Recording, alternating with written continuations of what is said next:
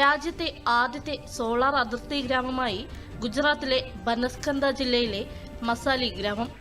Maszlee ഗ്രാമം പാകിസ്ഥാൻ അതിർത്തിയിൽ നിന്ന് 40 കിലോമീറ്റർ അകലെയാണ്. പ്രധാനമന്ത്രി സൂര്യഘർ യോജനയ്ക്ക് കീഴിൽ മസാലി ഗ്രാമത്തിൽ ആകെ 119 വീടുകളിൽ സോളാർ സ്ഥാപിച്ചു. ഈ വീടുകളിലെല്ലാം 225 കിലോവാട്ടിലധികം വൈദ്യുതി ഉൽപ്പാദിപ്പിക്കുന്നുണ്ട്. അന്തർ സംസ്ഥാന ആയുധക്കടത്ത് കേസിൽ INA 4 സംസ്ഥാനങ്ങളിൽ പരിശോധന നടത്തി. ബീഹാറിലും നാഗാലാൻഡിലും ഹരിയാനയിലും ജമ്മു കാശ്മീരിലുമാണ് ഇന്നലെ തിരച്ചിൽ നടത്തിയത്.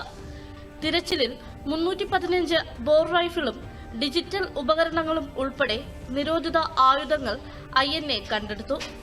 ഒരു കാറും 13 ലക്ഷത്തിലധികം വരുന്ന പണവും മറ്റ് കുറ്റകരമായ രേഖകളും ഇതോടൊപ്പം പിടിച്ചെടുത്തു.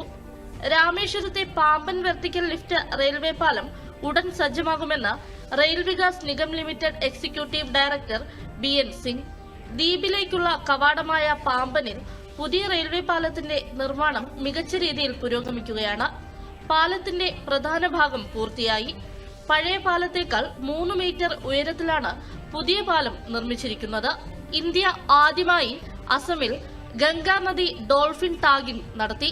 ഈ ജീവിവർഗങ്ങൾക്കായുള്ള ആദ്യ ടാഗു ചെയ്യലാണിതെന്നും പ്രൊജക്ട് ഡോൾഫിന്റെ പുരോഗതിയിലെ ഒരു സുപ്രധാന നാഴികക്കല്ലാണിതെന്നും പരിസ്ഥിതി, വനം, കാലാവസ്ഥാ വ്യതിയാന മന്ത്രാലയം ഒരു പ്രസ്താവനയിൽ അറിയിച്ചു. ഇത് ജീവിവർഗങ്ങൾക്കും ഇന്ത്യക്കും ഒരു ചരിത്ര നാഴികക്കല്ലാണെന്നും ദേശീയ ജലജീവികളെ സംരക്ഷിക്കുന്നതിനെക്കുറിച്ചുള്ള ധാരണ ഈ നേട്ടം വർദ്ധിപ്പിക്കുമെന്നും കേന്ദ്രമന്ത്രി ഭൂപേന്ദ്ര യാദവ് എക്സിൽ കുറിച്ചു. ഉത്തർപ്രദേശിലെ ഷാജഹാൻപൂരിൽ ട്രക്കും കാറും കൂട്ടിയിടിച്ച് 5 പേർ മരിച്ചു.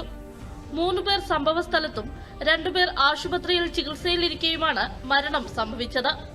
അപകടത്തിൽ 5 പേർക്ക് പരിക്കേറ്റു. ട്രക്ക് ഡ്രൈവറെ പോലീസ് പിടികൂടിയിട്ടുണ്ട്.